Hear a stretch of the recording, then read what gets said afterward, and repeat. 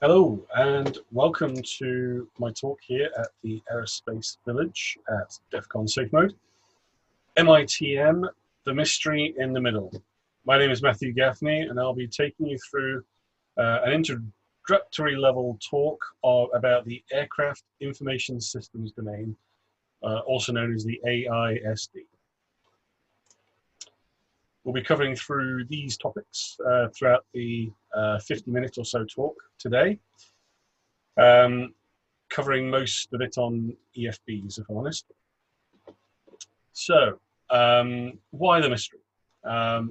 So the reason I said I called it the mystery in the middle was due to the lack of public information I could find about the AISD when I started my journey into aviation cybersecurity several years ago. I could find lots out about hacking avionics systems, IFE, and all about their weaknesses, but very little about the AISD. So that's the main reason for the talk today is to try and improve knowledge and awareness of this part of the aircraft and generate the healthy discussion about security within. So logically, the AISD sits in between the aircraft control domain and the passenger information and entertainment systems domain, both known as the ACD and the PIESD. And essentially what makes an aircraft what's known as E-enabled. And E-enabled means that it will integrate, the aircraft will integrate with the airline IT systems to provide significant cost savings to the business. What it does is it allows remote maintenance and uploading of software updates, which is a key time saver, especially when you consider that previously, if you wanted to update the firmware on a module, you'd have to remove it, send it away. In the meantime, put in a replacement, then get the old unit back with the new firmware and swap it over. So being able to upload new software remotely without having to remove modules or LRUs, as they're known, is a considerable cost and time saving for an airline. It also allows the airline to download logs, both operational logs and security. So for airlines, the AISD is the most important part to get right for the business. At least that's my view anyway. An airline cannot have much influence on how the ACD is constructed. Maybe a small amount of customization, but not very much at all. It's heavily regulated. It's heavily dependent on certifications, which are long, expensive, and time-consuming. So the AISD is where the airline, the operator, really has to get it right. But there's lots of challenges in doing that. There's across all aviation, not just E-enabled aircraft, there's a lot of older technology that gets reused. And it's not really a surprise because if it works and it meets the requirements, why change it? Certifying new modules is expensive and time consuming as well. So the older modules that are still fit for purpose will be reused a lot because it's cheaper to modify them or to use the old ones. What this also means, though, is that when threats change over time, these older modules can be attacked in new ways nobody thought about when they were conceived. We're seeing this with avionics hardware today, but we are not really thinking about this when it comes to the AISD, and maybe we should.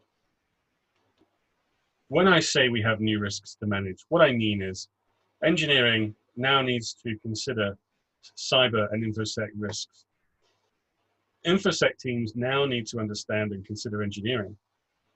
Traditionally, these are two areas of the business that have been completely isolated.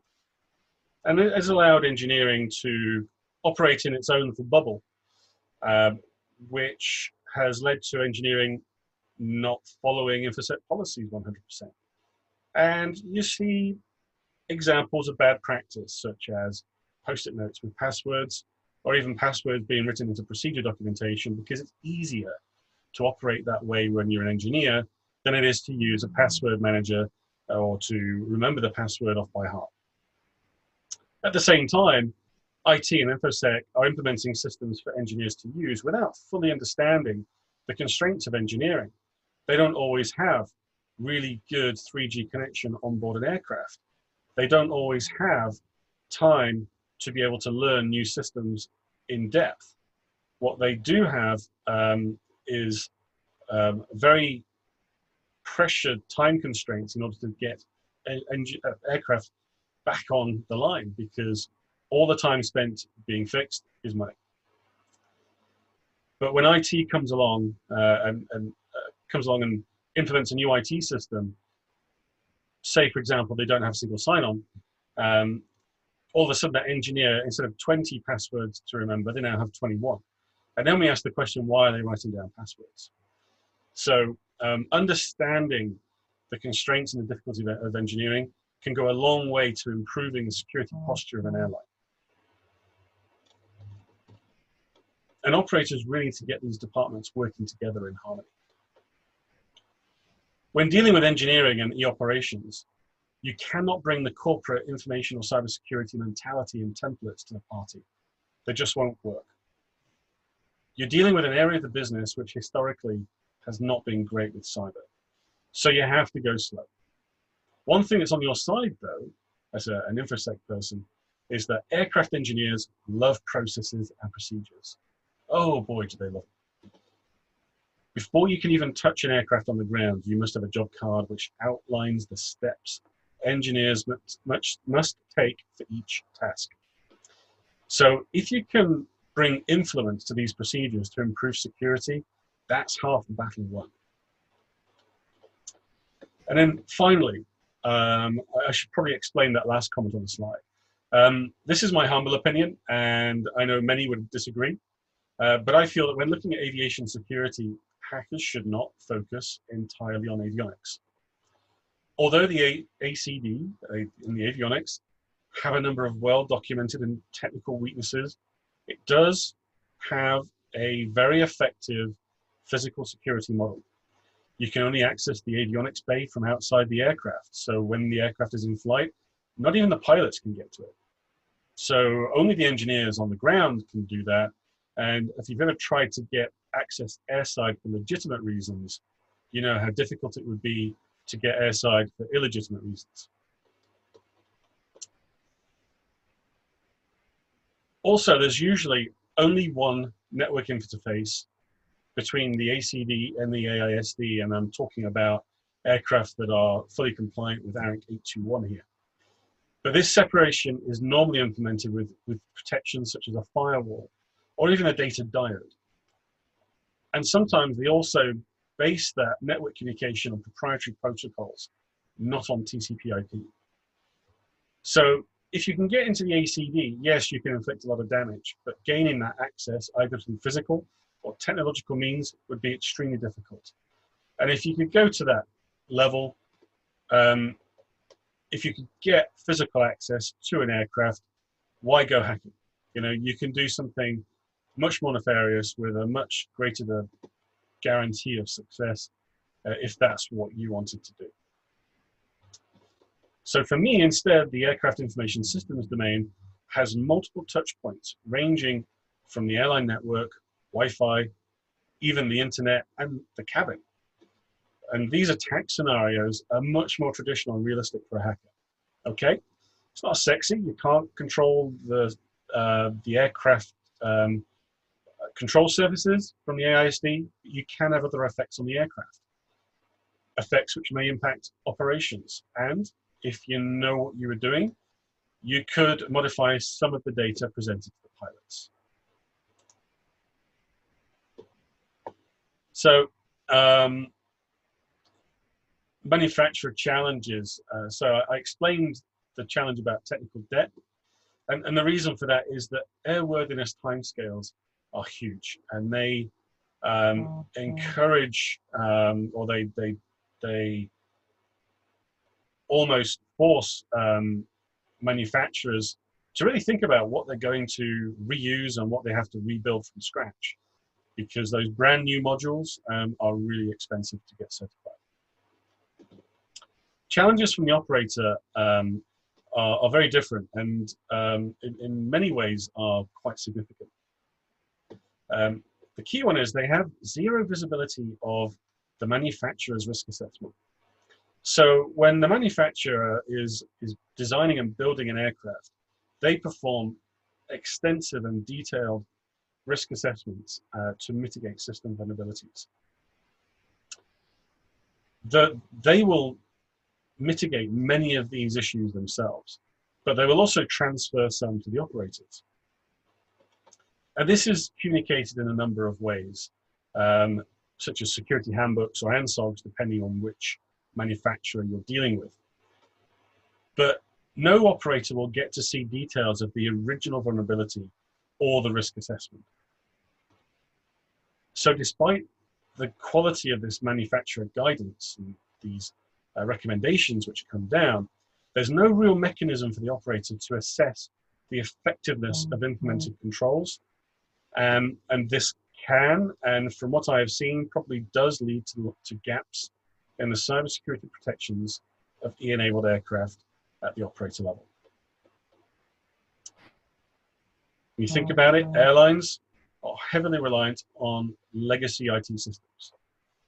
For example, many use at the core of their business a TPF system, which handles all of the real-time transactions. It's not a traditional operating system. It is based on technology that was released in 1979.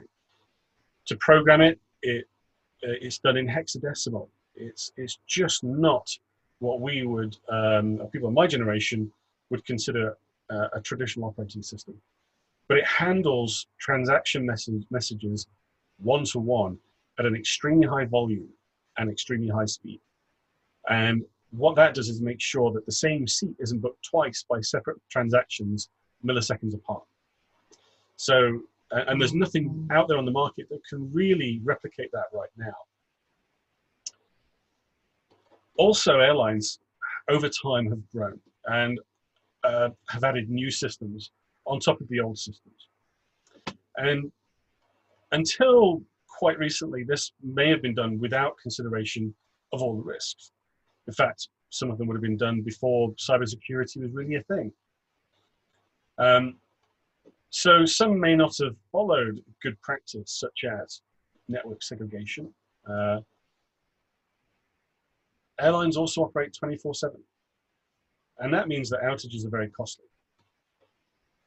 When an airline IT system goes down, aircraft stop.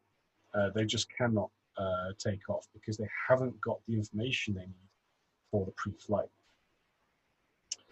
So any introduction of a new system that could have an impact on operations is risk managed to the nth degree. And there's a lot of risk avoidance going on when these new systems are put in place. Either that, or you just throw resources at it to make sure that if something does go wrong when you introduce a new system, that the impacts are mitigated as much as possible. What it does mean is that over time, airlines can become quite flat in their networks. And what that means is if the perimeter is ever breached, it's very easy for an attacker to then pivot inside the networks. So where regulators fit in, so speaking from a European perspective, there's some really positive steps going on right now in the critical national infrastructure sphere, of which aviation forms a part of. And maturity in cybersecurity, aviation cybersecurity, is growing slowly and gathering momentum, or at least it was before COVID. It was the last time I was really involved in it. From what I'd seen, the UK CAA is growing the cyber oversight function in a very positive way. And rather than just setting out a framework and directing airlines to comply, they are working closely with operators instead, guiding them and helping them through their assure process, which is really good to see, if I must admit. So going back to this gap in the risk assessment, could the regulator help bridge that gap? The issue with sharing the risk assessments with operators is they are highly sensitive. Maybe some trusted government bodies could be given more details on the risks and help guide operators on the effectiveness of their controls without passing on that sensitive detail. If we can't trust the government, what about the aviation ISAC? Although they are a member organization, most of the large operators and manufacturers are members. Could this be another suitable mechanism to do the same thing? Whatever happens, I feel something does need to be done. Otherwise, pardon the pun, airlines could be flying blind. So here is a rather simplified overview of a E-enabled aircraft. This diagram is based on compliance to the ARINC 821 protocol. And as you can see, we've got the three main domains: the aircraft control domain, the aircraft information systems domain, and the passenger information and entertainment systems domain. The AISD, as well as being a main communications hub, or hosting a main communications hub, will host the electronic flight bag if it's a Class 2. If it's a Class 2, the EFB will sit in the avionics. More on that later. Some aircraft have their flight attendant panel, or FAP, connected in the AISD. And there's also occasionally printers, maintenance terminals, which can be USB or Ethernet port, depending on what kind of device you're using, if you're using just a straight up USB as a tool, or if you're using a portable data loader. And those maintenance ports are used as a backup for the IPsec tunnels that sit between the aircraft and the ground system. So these IPsec tunnels are really well, the security is excellent. So they are managed from mostly on board, but the ground systems are involved in the keying of the aircraft. And there's, I'll talk a bit more about PKI later on. What we do have is the EFBs, if they are connecting to the AISD, they will often route traffic to the internet through the IPsec tunnel, through the DMZ and out into the internet, which is usually for software updates, and is usually a very restricted set of websites where the EFB can go. That is usually done on the ground as well, because if you imagine, if this is happening during the flight phase, you have the latency of the SATCOM connection down to the ground systems through the DMZ and out to the internet. So the response time on that in flight would be pretty long, but on the ground it's manageable. One thing to note as well is sometimes in E-enabled aircraft, instead of having a SATCOM in the ISD, there is an option whereby the manufacturer offers the operator the ability to use the passenger SATCOM connection. Remember, this SATCOM connection, the passenger domain, does not go through this IPsec tunnel here. It goes off through the service provider's network. And one option that some manufacturers are offering to operators is that the information systems domain here can connect to the ground systems, but through the same SATCOM here, and that is quite advantageous in terms of cost. The more you use SATCOM, the cheaper it is. So if you have two connections, that's going to cost you quite a bit of money. If you have one, yes, you're going to be paying for more data, but because prices come down with volume, you'll actually be paying less overall. What I have seen, though, is quite promising, that when this is implemented, the connection from the AISD into the SATCOM is through a separate VLAN. So essentially, that's a mini network segregation on its own there, and that data is not accessible from the IFE or the cabin Wi-Fi. So moving on to my favorite subject, electronic flight bags. So these have been a revolution for pilots. As the name suggests, they replace the large and cumbersome and often heavy bags which were used by pilots to carry paper-based manuals. these bags would often weigh more than 25 kilos. And as well as being difficult to maneuver, they also contributed to physical injuries of pilots as well. Moving those bags around the cabin, around the cockpit, sometimes led to shoulder injuries because of their weight. Depending on the type of EFB, they can perform a variety of functions, including a documentation reference library. Type B can perform what's known as performance calculations. These give V1, VR, V2 speeds, all that kind of stuff. These are important for pilots to know. En route navigation, if you have a GNSS feed into the EFB, and if you have the relevant connections, access to NOTAMs, weather information, and the ability to do fuel calculations as well. Some operators also include bespoke applications that sit on the EFB, and these might be used to complement airline operation systems, so long as they reach the relevant approvals, but they will also help achieve the overall goal of EFBs, which is not just a reduction of paper inside the cockpit, but also faster access to information, which helps lower turnaround times and reduce workload in the cockpit. And non-pilots may not understand the importance of that last part. Many incidents of pilot error cite cockpit workload as either the main or as a contributing factor. So this makes EFBs not just an effective tool in reducing costs, but they also help make flying safer. Hardware categories have different names depending on which regulator you sit under and how long you've been in the business. They're often used together, so I've included both here with some general characteristics. So Class 1 or portable EFBs, they're often small devices and double up as corporate devices at the same time. Think of a small EFB, a small iPad with no connectivity to the aircraft.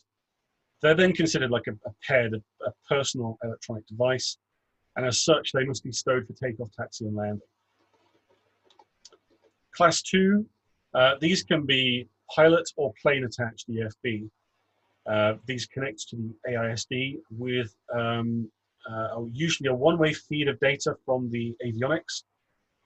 They can be integrated with the cockpit displays, and their build is the responsibility of the operator.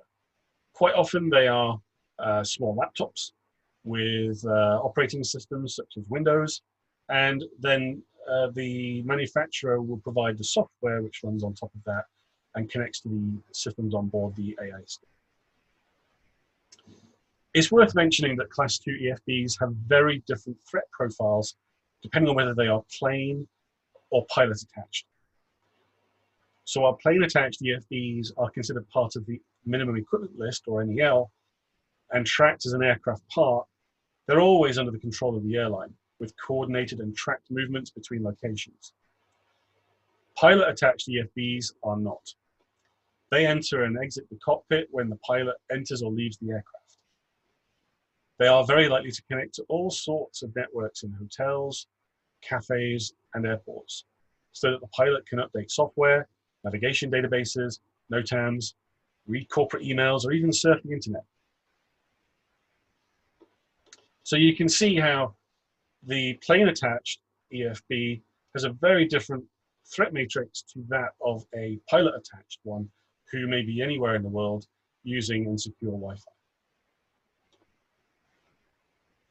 And then finally, I've included Class 3 for completeness, because Class 3 don't really form part of the AISD, but they are an EFB.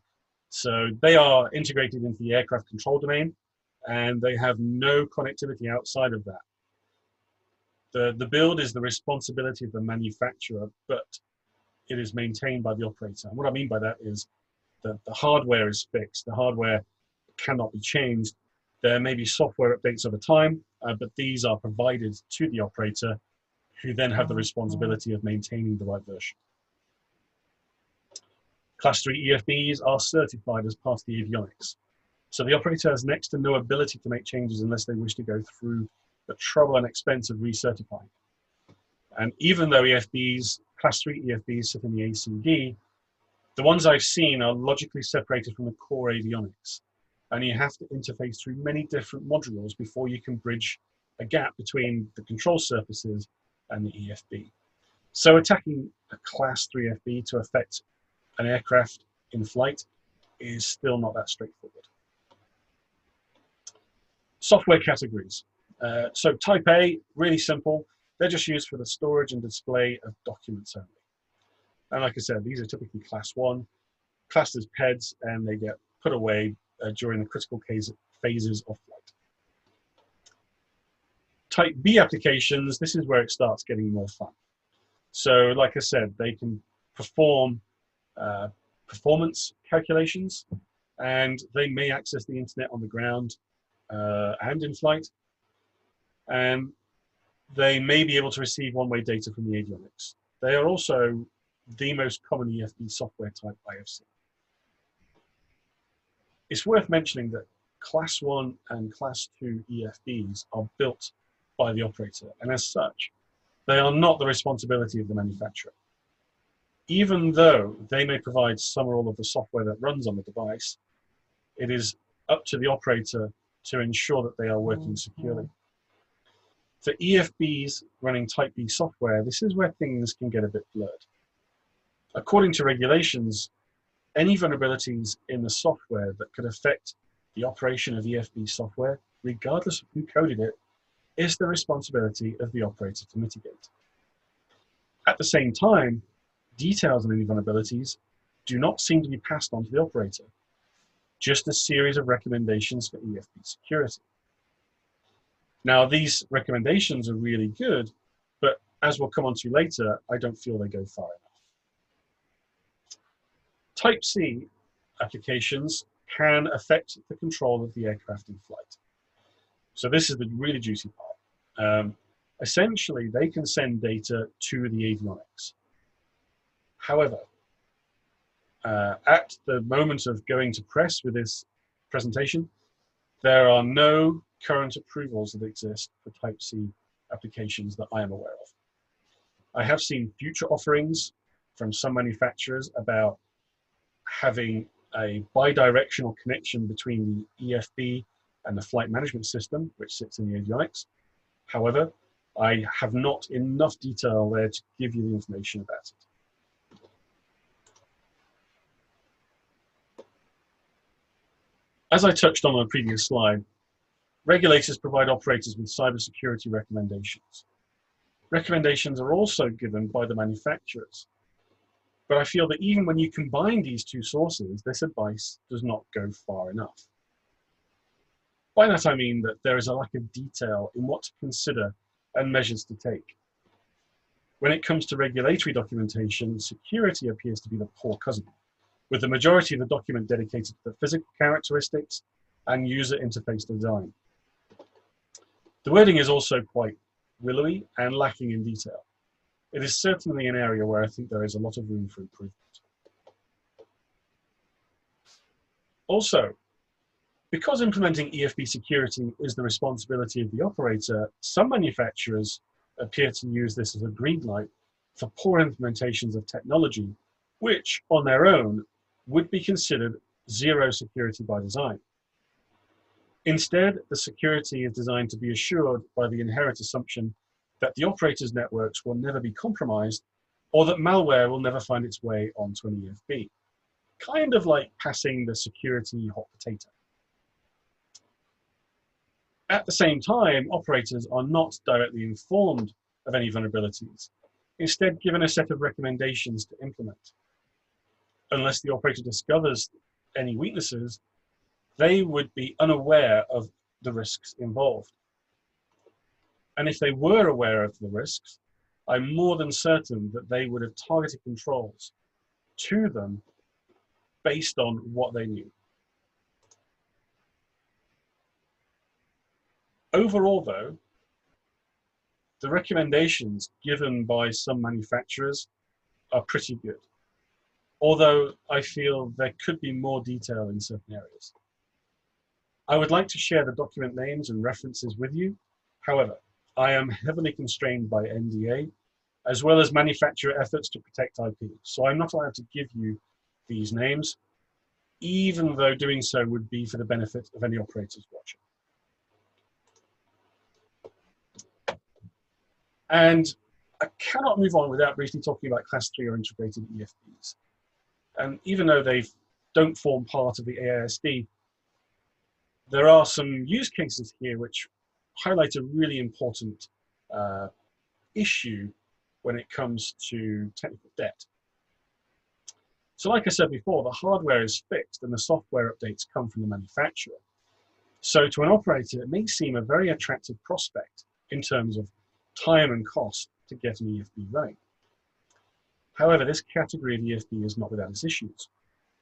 And an example is an aircraft which I love, which is the Dreamliner.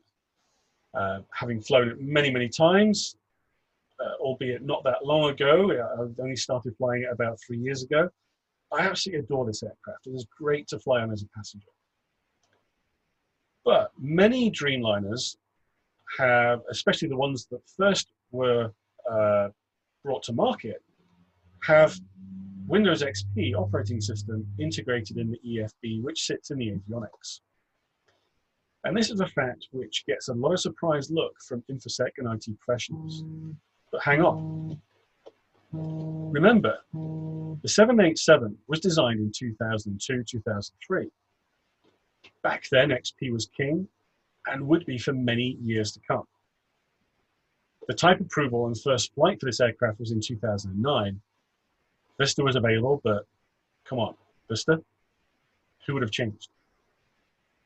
So when that aircraft first went to market, it was delivered with EFP BP4, developed using Windows XP. BP5 is available now, which uses Windows 10.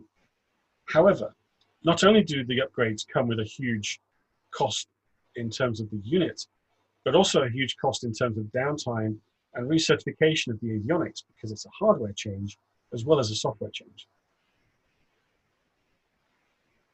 So this kind of explains the issue of technical debt using more modern examples. Of course, we all think that an EFB on board a brand new, modern, state-of-the-art aircraft should be the most recent, stable version of an operating system. But even in the timelines that we're talking about here, which are very small, we're seeing out-of-date operating systems being used in critical systems because of these time lags. And this issue is not limited to one manufacturer. I just brought up Boeing because of the knowledge I have of the BP4, BP5 versions and the operating systems. But, and it's not even limited to EFBs. It is all across the aircraft.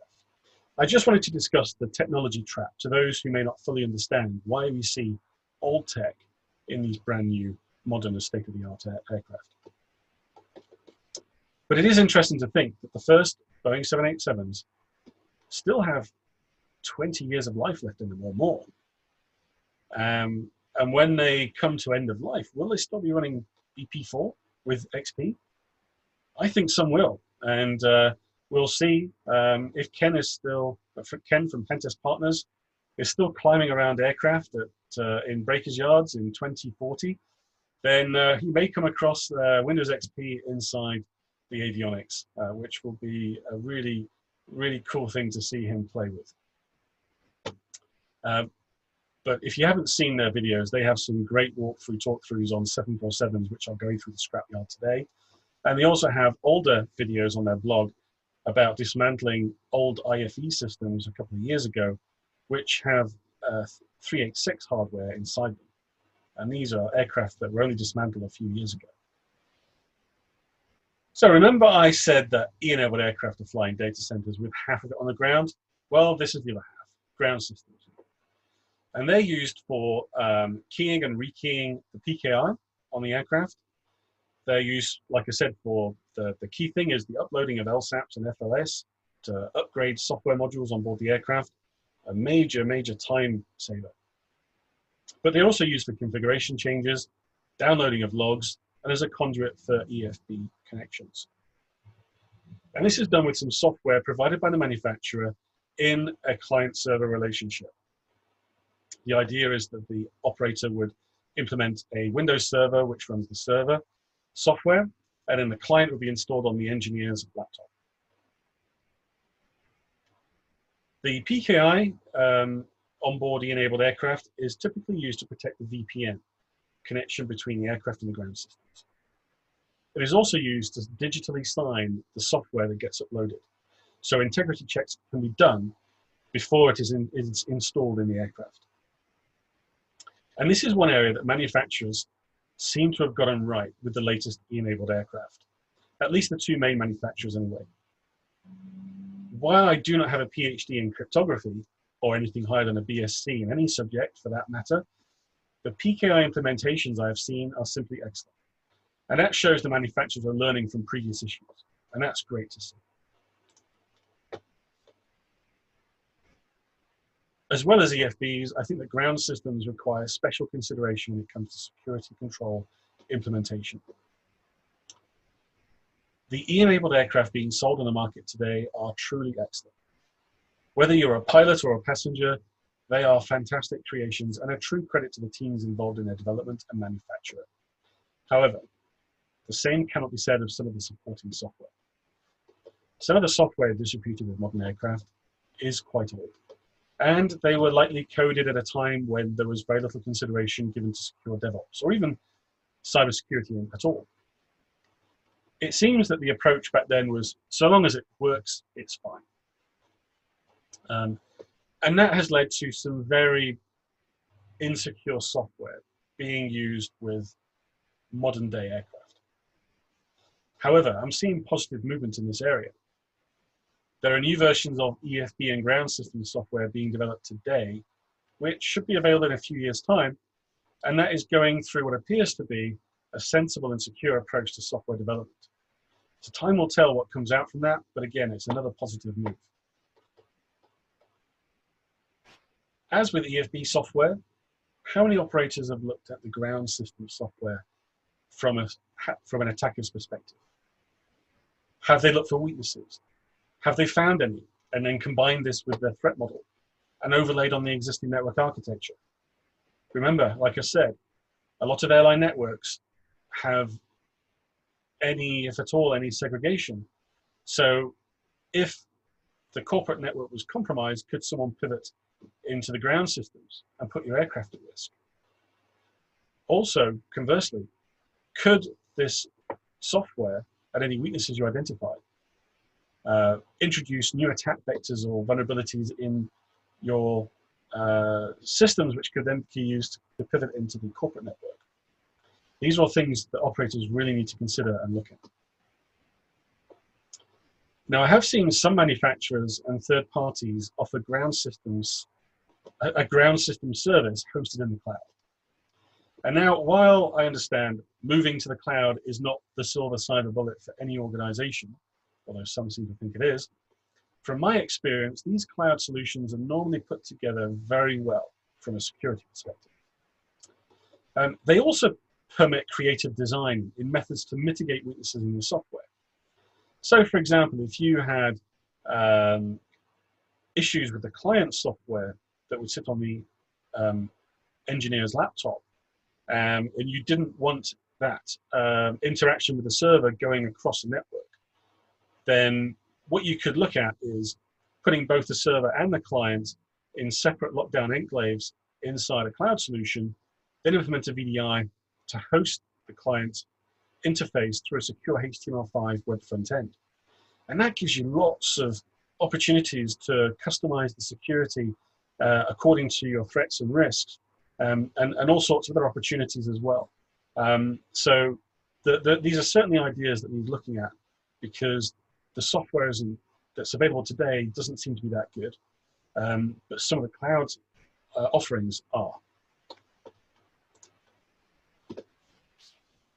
Flight attendant panels. So these are interesting from a cyber perspective. So anyone that deals with industrial control systems will know that these are essentially what's known as a HMI, a human machine interface. And these are used for lighting, air control, announcements, door status, lighting, emergency buttons, and then they might also have bespoke features that the airline will implement. They can also be used for maintenance and for uploading FLS, LSAPs, and for downloading logs if the maintenance port is unavailable. So why do FAPs have a security focus? Well, like any HMI, especially those ICS implementations, they're typically an easy target, especially those with a USB port. I did some research on FAPs, and while some are directly connected to both the AISD and the PIESD in E-enabled aircraft, there are none which have a connection to the ACD or avionics anymore.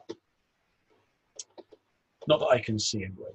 That said, I did raise concern about the possibility of a passenger inserting a USB stick loaded with malware into the FAP USB port, and what that would mean. So the team I was in started asking the manufacturer some very probing questions. And to their credit, the manufacturer provided a highly detailed and impressive response. And it was actually done in person due to the sensitivity of the content. But what they showed us were that the technical controls to protect the ACD from the FAP were very robust. However, when asked further questions, it seemed that the AISD was considered almost expendable in the malware on board scenario. When asked about that, the response was that the AISD can be entirely functioning and it will not affect the airworthiness, which can be interpreted as the AISD can be riddled with malware and the aircraft can still be operated legally. Fine, I thought. However, that got me thinking to the operational side, and I wondered how many pilots, knowing that an aircraft is infected with malware, yet still legal to fly, would actually fly it. What if, as an attacker, my goal was not to take control of the aircraft, but to affect the operations of an airline as a coordinated extortion or blackmail attack? Now, everyone in the industry knows, regardless of the airline, that this USB port is off limits, even to crew. Yet I have spoken to cabin crew from multiple airlines, and they have confirmed that they are told this in training. However, everyone in the industry also knows that this port is used extensively to charge crew devices, both official and personal, in spite of the rules. I have also seen passenger devices being charged in the FAP as the USB port in the seat wasn't working. And it was actually the crew who had done this as a courtesy to the passenger. So what is clear from this is that while people know there is a risk, it is clear the awareness training isn't working. Not all the time anyway. I thought it important to also include some detail on some of the more general issues I have found. And I must state again, I am heavily bound by NDA, but I have reached out for advice and agreed parameters of what I can divulge here prior to this talk. So one team I was in had been working on the secure design of their EFBs. And we had planned project milestones to ensure that the build documentation was accurate and that the device was built according to design. A lot of work had gone into locking the operating system down. It was Windows-based, and this is where I had a lot of extensive experience and knowledge. So this is where I focused my attention. I knew that we had a pen tester who was going to look at it from the perspective of an ass hacker and oversee my work, so I left the software alone. This is the manufacturer-provided software. I had naively assumed that this software would be fine, or at least not too bad. When it came to the pen test, I knew the build was solid, so I was surprised when on day 2 of the test, day 2 of the 5-day test, Andrew, the pen tester, called. Now, anyone that deals with pen tests know that if they call you prior to the planned end date and it isn't a question, then it's bad juju. Andrew had not only found an API that was completely unprotected, there was no authentication, there was no encryption, but had written some code, but also written some code to exploit it. I was quite shocked. So I sent a message to the manufacturer straight away and received a response that this was not a vulnerability, but in fact a feature.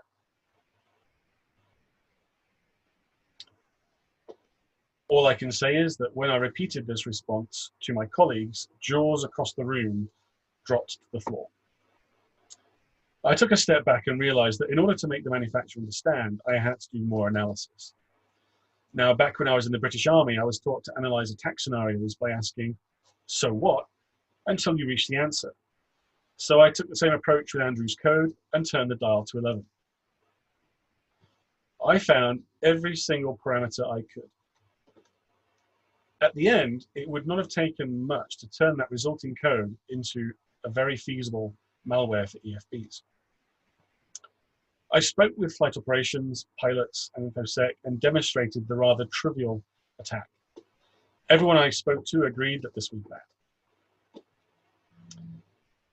So, despite this feedback, which included a dossier of potential outcomes which I had compiled from pilot and operations feedback, the only action taken by the manufacturer was to reduce the attack surface.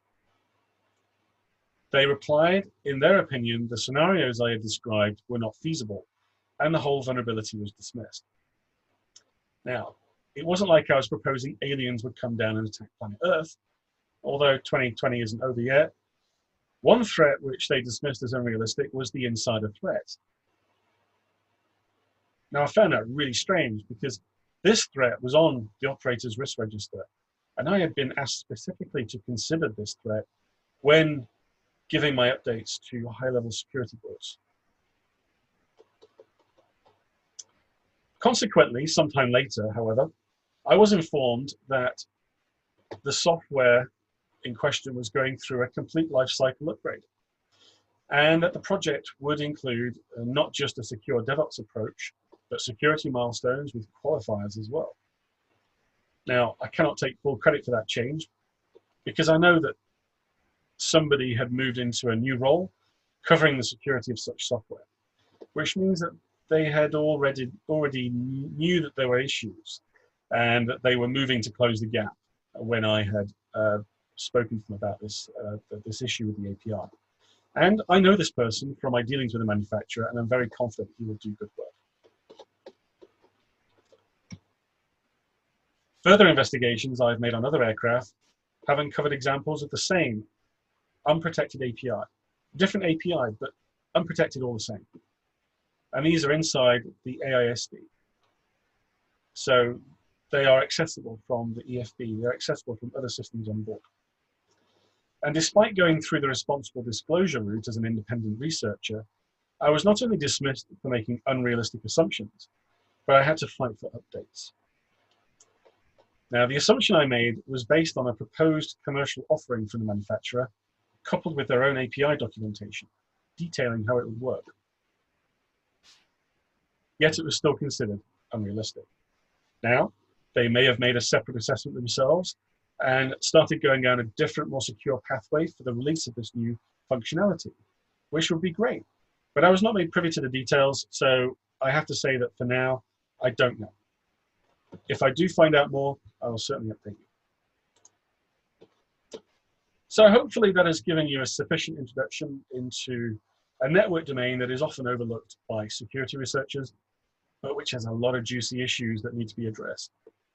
Like I said, attacks on the avionics are really interesting, but getting access to them to exploit vulnerabilities is pretty difficult. While the AISD may not be as sexy or interesting on the surface, when you scratch a bit deeper, there's a lot to decipher. Touch points, while still quite difficult to exploit, are more accessible, considered more traditional to an attacker. And this means everyone from cabin crew to engineers, flight ops, and InfoSec all have an important role to play in securing E-enabled aircraft at the operator level. Some advice I'd give to operators is do not take the security of provided software for granted. Now, obviously, I'm not talking about FLS and LSAPs here. What I'm talking about is the software that is provided to connect to your aircraft. So for the EFBs, the ground systems, etc. Even the most modern aircraft today have some very basic vulnerabilities in the code. What is more worrying for me is that this software will have achieved some kind of approval in spite of these weaknesses. So don't assume because they have approvals that they are 100% secure. Make sure you perform some kind of assurance on software and systems, either using your internal teams, or if you don't have the skills in-house, hire an external expert or pen tester. It may be costly, but having an aircraft AOG for several weeks while you investigate a cyber attack and have to replace all the onboard FLS or LSAPs could probably cost you a lot more. Security in e-operations is not the realm of one department alone. The multiple business areas that make up e-operations require that InfoSec understands aviation and what cyber risks actually mean to aircraft. InfoSec also need to make sure that engineers and other business areas understand the risk context. It is a two-way street. I've seen that some operators have implemented a multidiscipline groupings which handle these challenges.